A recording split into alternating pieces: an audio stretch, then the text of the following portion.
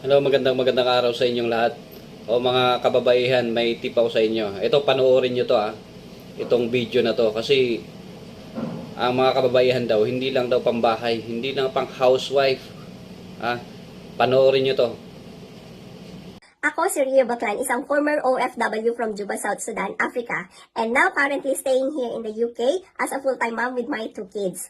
Nagkaroon ako ng traditional business, pero tinamaan ito ng pandemic hanggang sa nakita ko itong JC na kung saan mayroon pala itong miracle product which is JC Organic Barley Juice. Dahil dito, nawala yung mga iniinda kong health issues since bata pa lang ako. And of course, pwede ka palang kumita dito ng 6 to 7 digits bilang full-time mom. And of course, nabibless lang ako kasi nagagawa ko ang negosyo na to dahil sa solid support system ng Eralista Group na hindi ko pala ito gagawin mag-isa kahit nandito ako sa UK.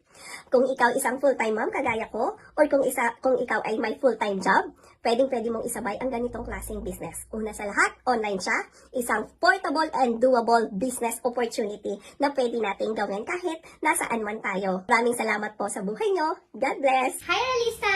I'm Mary Hope, nurse educator working in Qatar for 13 years now. Hindi pwedeng maganda ka lang.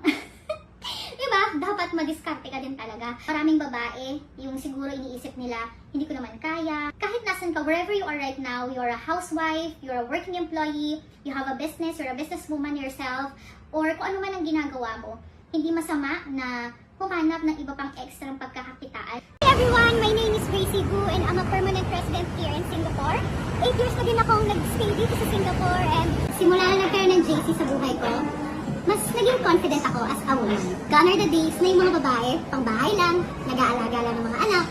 Now, kayang-kaya mo na din kumita with the help of JC. And yan yung tip ko sa lahat ng mga babae out there. Masarap na care of husband ka, pero mas masarap na may sarili kang source of income. Mas nagiging confident ka. Salute sa mga kababaihan sa buong mundo. Happy Women's Month! Ayan mga kababaihan, alam nyo na Alam nyo na ang gagawin nyo.